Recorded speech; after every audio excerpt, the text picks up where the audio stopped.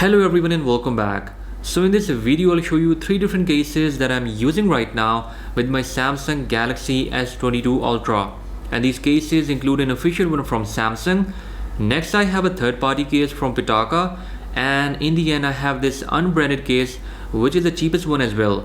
So starting off with the first case, which is from Samsung. It is about $50 and according to Samsung it is made up of genuine leather. So I hope so this case will fade over time, giving that special faded leather look. So this is the box that you will get after paying $50. Opening up the box, we have our case placed here with some paperwork, and you can see that burgundy color is looking really nice.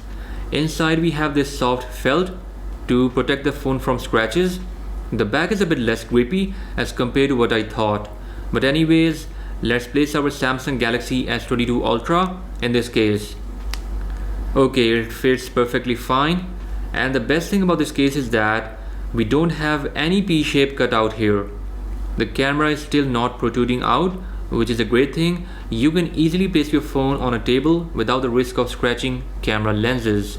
Overall, it's a really nice case, but I think so grip isn't that much good as it feels a bit slippery in my hands. Now let's try to remove it. I'm just pressing from the top, and that's it. In this way you can remove this case without applying that much force. For $50, this one is still expensive for a lot of people, but if you like leather cases and this burgundy color, then definitely try it out. Moving on to the next case, which is from Pitaka. They are famous for making iPhone cases, and now we have a Samsung case here, which is Pitaka Mag Easy Case 2 for Samsung Galaxy S22 Ultra. So packing is kinda nice and sturdy. By the way, this is the most expensive case on the table right now, being priced at $60. Some key features of this case are written here, like it is made up of aramid fiber, it is MagSafe compatible, weighs only 27 grams, and it is about 1.4 millimeter thick. So it is a thin and lightweight case from Pitaka. Opening up the box, the case is present here with this P-shape cutout that I really don't like. But anyways, pulling out the case, the first thing that I noticed is that it is super lightweight. Like differences a lot when compared to that Samsung's leather case. On the back side we have some Pitaka branding which says compatible with MagSafe charger and accessories. So basically it has few magnets here through which you can connect your phone to any case or Pitaka accessory that is compatible with MagSafe, like car chargers and phone stands. Now let's try to put this case on our Samsung Galaxy S22 Ultra. Here we go, and that's it. So it is super simple to install this case. Also it feels nice and sturdy in hands. One thing I really like about this case is the grip. I can easily feel the difference between this case and the Samsung one. This one is a lot better in terms of grip. Cameras in this P-shape cutout are kinda safe from any kind of scratches and scuffs. Once again, you can place your phone with this case on any hard surface or table. So this is the Pitaka Mag Easy Case. Overall it's a really nice case, a bit expensive I would say.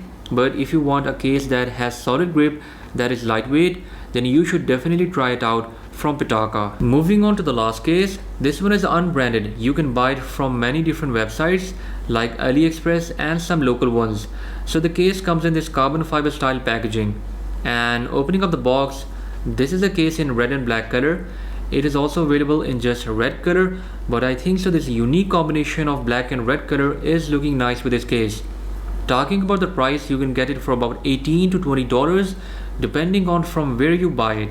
But as you can see that the case is not sturdy at all, and this one is lightest one from the last 2 cases I showcased on this channel. So putting up the case on my phone, it is simple and easy to install. Looking at the back, we have no P-shape cutout, and I really like this type of design. Once again, it's a personal preference and it depends on you guys that which design you like. On this side, just like the Pitaka case, we don't have any protection for these buttons. That was only present with Samsung's official leather case. But I can easily say that this one is having the same grip like the Pitaka one had. So if you want to spend as little as possible on a case, this one is the one to try. But it comes with less protection, so you have to keep this thing in mind. Links for these all cases are down in the description. I hope you enjoyed this video, and I'll catch you guys in the next one. Until then, bye bye.